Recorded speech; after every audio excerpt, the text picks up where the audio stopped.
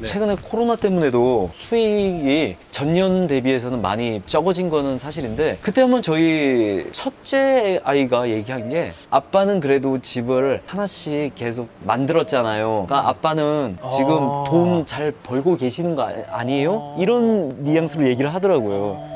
그때 전 웃으면서 아니라 부동산 조기 교육 다 받았다 그 말을 하는데, 그리고 내 부모가 열심히 하고 있는 거를 내가 스스로 보여주는 건 거잖아요. 예. 너도 이렇게 해라 이렇게 직설적으로 얘기하는 게 아니고 내가 직접 몸소 보여주는 거니까.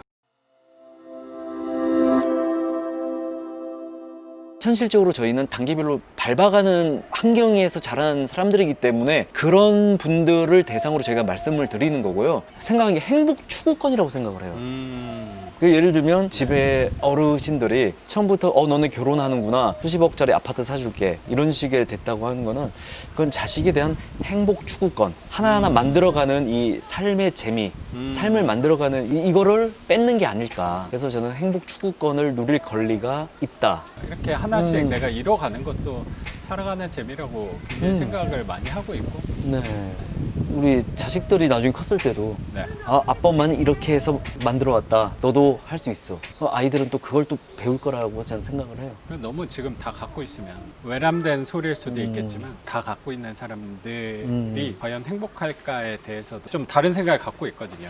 너무 다 갖고 있는 그런 뭐 재벌 자제들이나 뭐 술과 도박과 마약에 빠지는 것들이 제가 생각할 때는 이게 할 게 없는 거예요. 그냥 이미 자기가 다 갖고 있는데 재미있는 게 뭐가 있어. 근데 우리는 어떻게 보면 상대적으로 부자 재벌들보다 없어 보니까 내가 하나씩 이뤄가는 것 또한 살아가는 재미 요소라고 되게 생각이 들어요. 네. 저희 아이들이 아들만 셋이잖아요.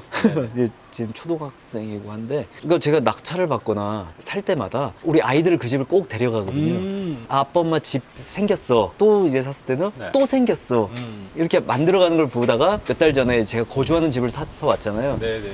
투자하는 거나 이런 거를 아이들이 보는 앞에서 얘들아 우리 집이야 했는데, 그러니까 초등학생인데 애들이 아빠 직업이 이래서 부동산이어서 그런지 몰라도 전에 전세 살던 집보다는 좀 좁아졌어요. 근데도 아이들이 굉장히 만족도가 되게 높아지더라고. 그렇구나. 네. 최근에 코로나 때문에도 수익이 전년 대비해서는 많이 적어진 거는 사실인데, 네. 아이들한테도 가족들이 모여서 가끔 주말이면은 이제 커피숍을 가든 어디 가서 그냥 얘기를 하거든요. 네. 애들한테 물어보고 학원은 어땠어? 그리고 아내랑은 어떻게 할지 이런 계획을 얘기하는데, 그때 한번 저희 첫째 아이가 얘기한 게, 아빠는 그래도 집을 하나씩 계속 만들었잖아요. 그러니까 아빠는 지금 돈 잘 벌고 계시는 거 아니에요? 이런 뉘앙스로 얘기를 하더라고요. 그때 전 웃으면서 아니라 부동산 조기 교육 다 받았다 그 말을 하는데, 그리고 내 부모가 열심히 하고 있는 거를 내가 스스로 보여주는 건 거잖아요. 예. 너도 이렇게 해라 이렇게 직설적으로 얘기하는 게 아니고 내가 직접 몸소 보여주는 거니까. 네. 부자가 되는 방법을 내가 보여주는 거니까 그거보다 더 좋은 가정교육이 어디 있을까라고 생각이 또 드네요. 네, 맞습니다. 전년 대비해서는 네. 이번에 좀 이런 여파로 네. 수익이 적은 건 맞는데, 네, 네, 근데 웃긴 거는 네. 집은 늘었단 말이에요. 돌아보면 전체적인 제 가정의 재산 규모가 그렇죠. 오히려 더 커졌어요. 맞아요. 또 이렇게 하니까 네. 내가 어려운 것만이 아니고 음, 재산도 늘었구나라는 그런 생각도 드니까, 그렇죠. 지금도 마냥 코로나나 이런 사태에 대해서 비관적인 생각보다는 또 뭔가 긍정적으로 어떤 방법이 있겠지라고 그렇게 접근을 하게 되니까, 지금도 그래서 다음 목표가 또 바로 생기기도 했고요. 빌라 투자하는 게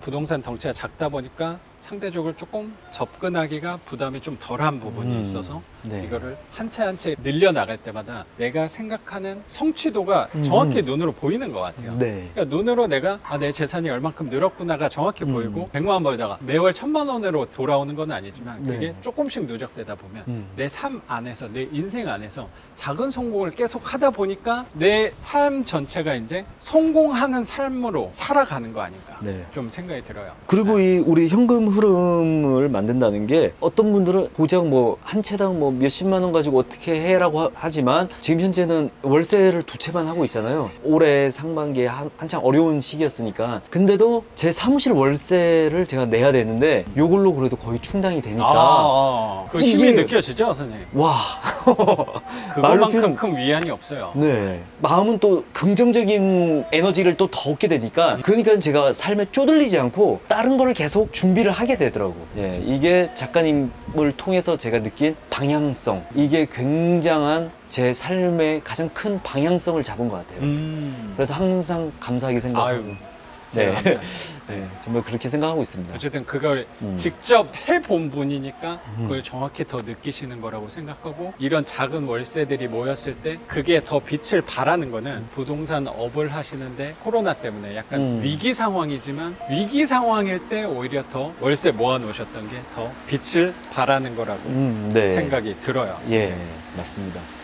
그리고 부동산 업을 하면은, 그러니까 공인중개사들이 이제 부동산 법률 또는 부동산에 대한 자문을 또 한다는 말이죠. 근데 투자 자문을 묻는 분들이 꽤 있으세요. 네네. 강남에서 어떻게 투자해야 되냐. 음. 그런데 저는 이제 상가 투자 쪽으로도 저는 상가 투자를 지금 하지는 않고 사실 앞으로도 솔직히 할 생각은 없어요. 상가 투자는 저는. 아,